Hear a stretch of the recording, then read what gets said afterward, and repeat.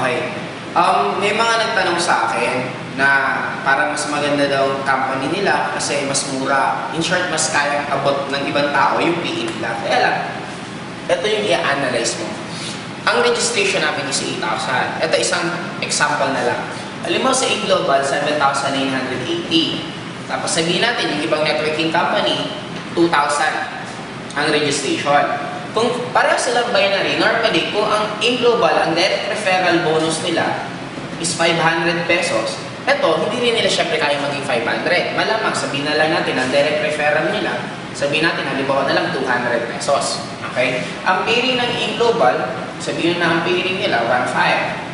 Sa kanila, sabihin mo na lang, ang pairing din nila, gawin na lang natin ng 500. Okay, in the long run, kung i-analyze mo, pag nag-network ka na, kung ikaw to, at ito yung ginagawa mong company, ito yung tinatrabaho mo, ang pamasahe mo, 7 pesos din.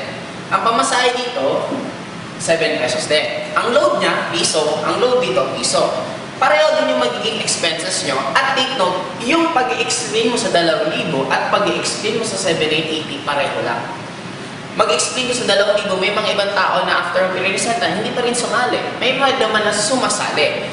Kaya lang ang dilema doon, in the long run, imagine mo nagpagod ka, ilang tao kinausap mo, magkano lang kikitain mo. Ito. Unlike ito, may kinausap pa, ito yung pwede mong kitain. At in the long run, yung magiging pairing, mas malaki yung magiging kita mo. Kaya pareho yung magiging effort. So parehong effort, kaya lang yung income mo mas maliit. Kaya ganun din. Kasi kung sa totoo lang, kung i-base natin pamurahan, di ba? Ang magandang networking kami pamurahan. Doon na lang, meron akong alam na isang networking company, aloe vera produkto nila, ang registration nila ay magkano? 6 na piso. O di kung pamurahan lang naman, di dito na lang tayo lahat. Pero bakit hindi pa rin sila mag-click? Kasi nga, hindi lang naman niya sa registration. Ang maganda sa Global Bank, may sistema.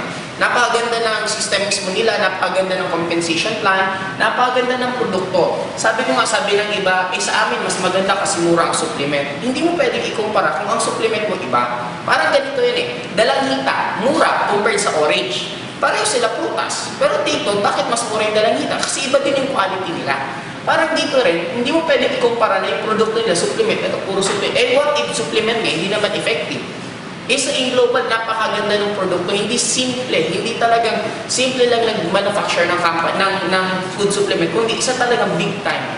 Kaya kung i-analyze mo, parang ito na lang. Simple lang. Bakit kasi sali dito? Ganito nga kamura. Wala naman ako dyan. At least dito sa 7,980, nandito ako. Diba, maliban sa nandito ako, ang dahil pang iba, mga galing na mga networker mismo na nandito, na wala doon. Kaya in short, ang titingnan natin, hindi lang dahil sa presyo. Tingnan mo rin yung magiging kasama mo, yung magiging may-ari, yung ambience ng opisina, lahat.